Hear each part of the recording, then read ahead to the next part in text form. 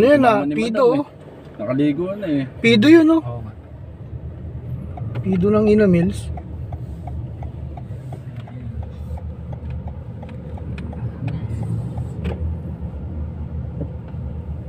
Date mo kami Brad pag ano. Anong pwede may masabay. Sige, pasabay na lang ka ng pasabay.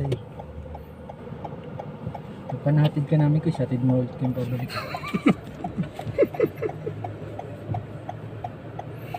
Kagapan, alas 12 ng tanghali.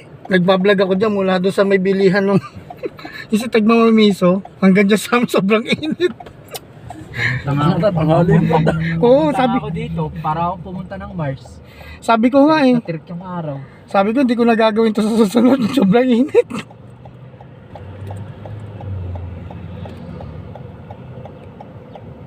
Okay na ano. Paano yung bagyo sa amin. Kung paano ba yung bagyo?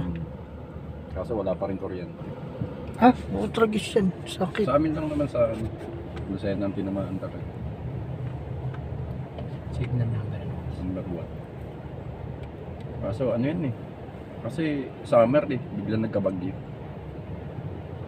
Talagang magupit dito.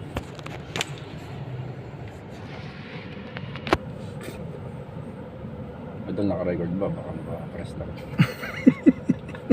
Ang nangyari sa akin yun. Nakarating na ng airport. Nasaan yung video ko? Tagal na na. Hindi pala na-record. Ang ganda ng pagkakano ng alon eh. Nag-trending tuloy siya. Magpo 400 na yon. Ganda nga. May ano eh, may isa doon. Ang sakto yung ano. Yung video camera. Ano yun? Ito, yun sa Google Map. Ayaw. Ayun ba yan yung sa Google Map? Ayun pala yung Google Map. Yung ginagawa nila. Sasakyan din pala yon. Kita ka doon, no? Pagka inano yun. Ultra super zoom. Ayun, galing ano. Ganun pala yung gawa ng Google. Ganyan ang gusto mong trabaho. Mag-ikot ka lang para mag-update ng ano, kalsada. So, ano? Kaso gagamitin mo bike. Ay, talo. Tapos Pwede yun, ba sa taglamig? Sige, update mo sa adjust. hindi taglamig. Ang problema kung tag-araw. GG ka. Sabihin sa'yo, no? Eh, malaki naman ang sweldo mo. Pero bike nga lang gagamitin mo. Tama ba dito bandaan pa? Oh, mag-U-turn yan doon. Ano na, Alwada na. Itong rapid din naman na to eh. Sumingit pa eh. Natuwa ko doon sa... May isang spot doon sa Ashman eh. Sakto yung upuan. Nakalsik yung adon. Kahit mataas sila. Dapat binidyohan nyo. May nakapesto nga doon. Oh, bawal naman kasi silang bidyohan eh. Bapag nag-trending sila, yari tayo. Ano pa lahat mga naka-RH eh. Bilang yung mga naka-Carlsberg lang. Carlsberg. Kulay green. Bakit ano trending dito ang RH natin? Parang sa ano, India yata gawa yun eh. Anong trending? Mura na malakas pa. Yung Red Horse? Oo. Red Horse dito? Sabi Hindi nga, kasi ano, malakas yung tama ng Red Horse dito. Ano? Ginaya ka na. hindi, parang peke lang yata yun. Kasi may ginagawa sa, alam mo ba dito, may red dose na nasa plastic bottle. Ginaya. Oh, wala namang Pilipinas na nag-plastic bottle eh. From ano? Hindi, From, Philippines. hindi, pero Brad, pero makikita mo nga yung, ano, yung plastic bottle na, yung mucho na plastic bottle. Nakita na kayo dito noon na red doors. Siguro. Galing India yata yun eh. Peke siya kung hindi malakas yung tao, may lakas eh. Mas malakas sa atin eh. Kung ano, sa atin parang iba yung ano eh, no? Malakas sa atin, 1245 talaga eh. Sa atin kasi malakas mag-ano, GG ako. may mga 1245. mag-inom. Kaya binabawasan yung tama. Para bumili ng bumili. Para mo, Sabagay lakas yun. niyo uminom ah. Ubusin. Ubusin. Ng tubig. Ubusin namin pera nyo. Siguro kaya malakas nakabound sa sa 10 kilometro na lang malalampasan ko din 50. Kaya tinuloy ko na. Golden State Bridge. Malapit na tayo dyan, Brad, kung saan tayo nahuli. Di ba umahon tayo dyan? Kung mabila tayo. Tapos pababa, paikot. Hindi ka na rin kami dyan.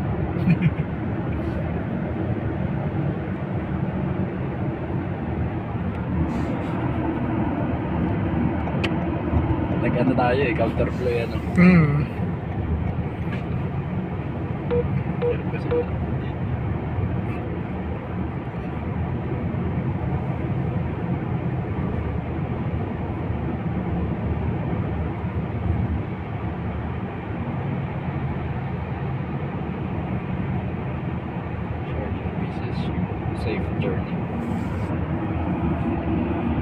May ngiti na tayo sa camera dyan, di ba? Gumaganyan-ganyan pa nga ako. Yung pala, uhulihin pala tayo, kaya pala nagbiblink-blink ng ganun. Pas dyan eh. May sa malubong GMC. Talo. Bigla kami nalungkot eh. Nangangatwiran pa ako eh. No, we buy food only. Sabi ko, linggo, umagang-umaga, tapos parang uulan pa. Umaambon na nga nun. Hindi tinamad yung katutubo. Nabaladits tuloy kami.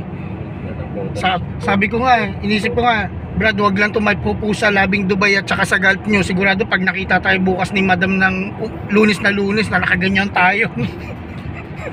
Natawin pala di yun, nagpa-picture kami, nakaganyan pa kami. Hindi ko mabunod yung Emirates ID ko eh. Ito, ang layo ko sa kanya, siya na unang nahuli. Hindi mabunod Emirates ID, nauna pa akong magbigay ng Emirates ID. Putang sa hayop talaga to. Ang tagal, inantay pa ako. 5 minuto yata bago ako dumating. Ay, skandal Ano na sinasabi mo nung pag sinabi? Pero sila may malit sa'yo. Ano sinasabi? Ito hindi, kinukuha niya kasi tinatagalan niya yung pagbunot. 5 minutes. Ang dahilan Slow mo, 5 minutes Ang na. dahilan ni Gabo, we're just by food there. No, but where's your helmet? Where's your vest? Nagkatugma yung dahilan niya. Ano lang ako. Nabunod pa rin ako ng Emirates ID. Tagal bumunot, Emirates ID nga yung puto. Ay, nanapan kami. Very sure nga to. Pero dahil sa helmet siya. Wala kaming dalang helmet at saka vest. Pero at least hindi kinuha yung mga scooter. Alam namin nung una, Pinabahan na ako. kilabahan kami. Pero Dubai yan? Tulak-tulak. Dubai na. Lagpas na kami ng Sarga. Hmm. Kaya pumunta rin kami ng Argo Size na police station. Oo, nagtutulak kami dyan. Kasi may mga naikot-ikot na. Dami na iikot Hindi lang na. kami pala tinulak. Pinold pa namin. Oo. Kasi inaabangan na rin pala nila Brad, no? Pag wala kang helmet at saka vest.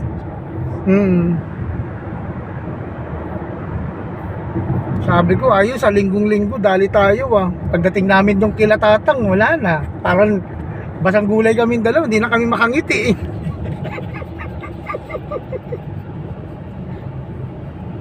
Every week nag-check kami ni Gabo.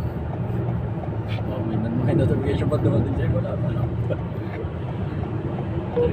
Hindi kasi ako pwedeng mag-check eh.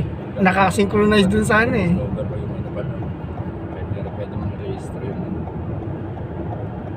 Scooter.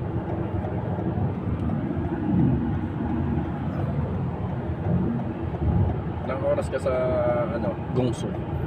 3 hours. 6 hours. Dali lang. May wifi naman to.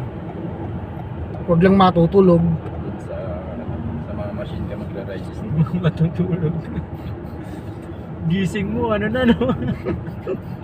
Iwan pa na aeroplano. Uy, tulog na pala to. Huwag lang matutulog. Puro chinita tong isa. Puro blurred dun ko is. May Hindi daw, ano daw, matawag nito, yung sabi nila, magubat daw to. Oo, magubat na blurred. Alam nyo ah.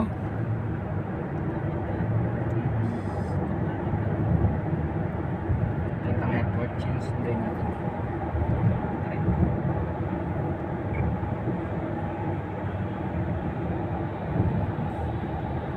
Sunday na rin natin ko yung mic.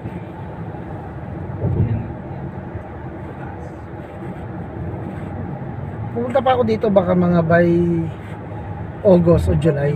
September. gutom ako. Makakuha lang ng visa.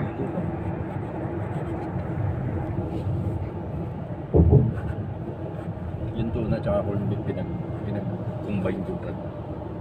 Panalo, di ba? Panalo lasa. Tuna tsaka corned beef? Sabi ko, normal na corned beef. Wala kang Tuna corned beef? Pero Ang lasa ko is- Napaisip secret nyo. Ano lasa? Kumain kanina, kaya nga ang kamay, busog pa rin ako. Ano? Fry? Ginis ako. Corned beef? Isda tsaka ano? Beef? 5-5 ko yun. Hindi ko napansin. Ngayon lang ko nakakarinig nun ah. Tapos, nilabang itlog. Tapos gatas. Bawi sa kapatid. Kuya, departure ha. Not arrival ha. Napakalayo ba na? Hindi pong ano agad na. Hindi pong it's nice to be back. I'm here again. Arrival.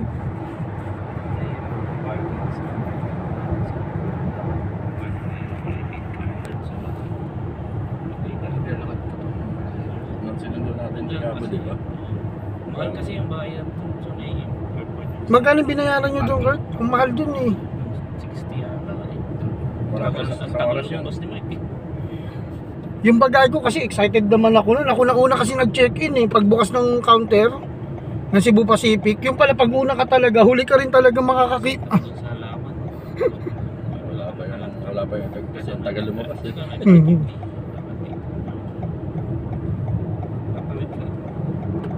Ito na ba yan? Brada, update mo pag dadaan kayo ng ano, Bicol. Mhm. May papakuha ka? Ano, So dito sa B. Kita kayo niya asawa din. Mm. Viking B. Viking B.